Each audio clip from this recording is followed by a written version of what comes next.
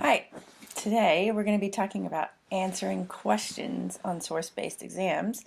And in the first part of the series of tutorials, we're just going to talk about the first two questions, which are comprehension questions. So first, let's just do an overview of what kind of documents you might see in a source-based exam. The first kind of document you're going to see is a text-based document. And these could be things from speeches, could be from a book, a telegram that was sent, a diary entry, a letter, or it could even be a newspaper article. As you can see, this source here is from a speech. Or you might get some sort of image-based document. So as you can see here, this is a political cartoon, but it could also be a photograph, an advertisement, a propaganda poster, an etching, or a painting. So the typical comprehension questions might look something like this. According to source C, what is the author's intended message about the Treaty of Versailles? So that means you have to find source C, read it, and try to figure out what they're saying about the Treaty of Versailles. Second question, according to the quote in source A, what was the goal of the Schlieffen Plan? So it's not asking you to summarize what the source said. It wants you to specifically look at the question just for the goal of the Schlieffen Plan. And another type of question might look like this. In source D, what is the artist's intended message about life in the trenches? Here, this is a question about an image, so you have to look at the image rather than the words to answer the question. So how do you answer the question? So the basics are this.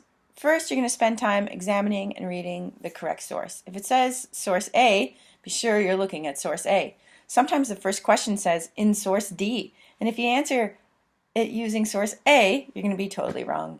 So the second step then would be to examine and read the source with the question in mind. So the first step is just to read the source. Second step, now look at it as if you're trying to answer the question. Number 3, write a topic sentence that answers the question in general. And then number 4, back up the topic sentence with evidence from the source. So 2 to 3 sentences, depending on how much the question's worth. So let's look at an example.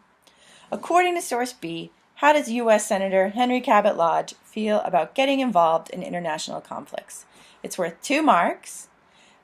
So pause this right here and read the text to yourself. But I'll read it again for you. The United States is the world's best hope, but if you fetter, tie, bind her in the interests and quarrel of other nations, if you tangle her in the intrigues of Europe, you will destroy her power for good and endanger her very existence. Leave her to march freely through the centuries to come as in the years that have gone. We would not have our politics distracted and embittered by the dissensions of other lands. We would not have our country's vigor exhausted or her moral force abate by everlasting meddling and muddling in every quarrel, great and small, which afflicts the world. Now, look at it with the question in mind. What is he saying about getting involved in international conflicts? You might here go in and underline some specific things that you want to say in your question answer. So, first I need to write a topic sentence that answers the question in general. Pause the video here and write your own topic sentence. This is a sentence I came up with. Senator Lodge feels that if the U.S. gets involved further in international conflicts, that these conflicts could destroy the nation. All I did was take the question and rearrange it into a sentence and add a little tidbit there. Okay, so now I have to write 2 sentences to support the topic sentence. Because this is a 2-mark question, that means I need to be sure to make 2 clear points. So, what information inside source B is going to help me show that Senator Cabot Lodge does not want to be involved in international conflicts? So, I wrote, Senator Lodge feels that by getting involved or entangled with other conflicts, that it will keep the U.S. from using her power for good. He also believes that by being involved in all kinds of conflicts and quarrels, that the U.S. would become exhausted from attempting to help out to settle differences between powers and not be able to help when needed. So, you can see I have 2 clear sentences here making 2 clear points. I have quoted from the text only because I liked his use of words, and but you could just summarize what's being said without even quoting. That's not a requirement for this question. So let's look at it put all together. So you can see I have a clear topic sentence. I have my first point, pointing out something that was in source B to answer the question. And then I also have my second point that again points out something specific in source B that answers the question. All right, let's move on to visual text.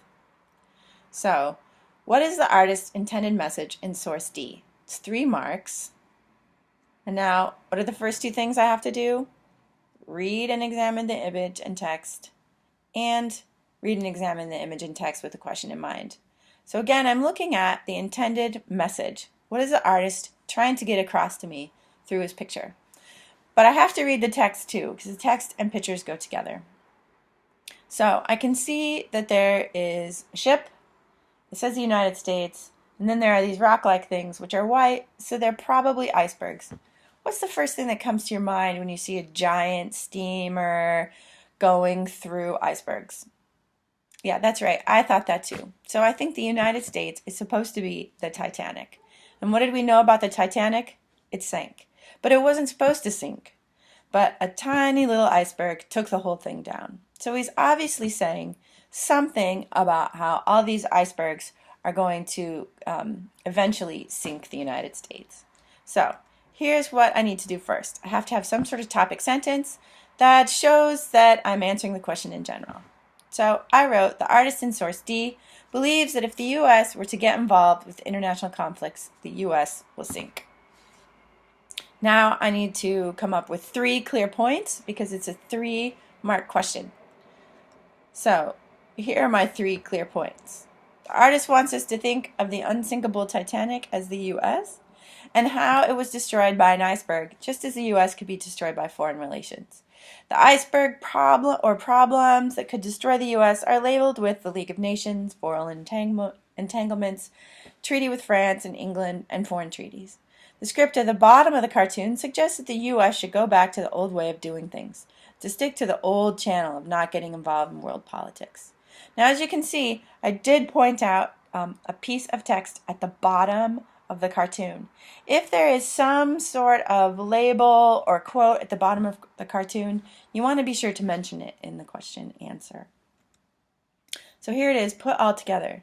You can see my topic sentence, and then I've made 1, 2, 3 clear points, all pointing to something specific in the picture. Now, you need to try it on your own. So here's what I'd like you to do next. I want you to go to the class on haiku and click on the World War I page. Then click on the assessment titled Source Paper Practice. Now this is simply an assignment. It's not necessarily an assessment, but it's a way for me to check your understanding of what we've just done here. Then I want you to answer the comprehension questions there for both the text sources and the image sources. Then check back on your assessment later this week for my comments and feedback.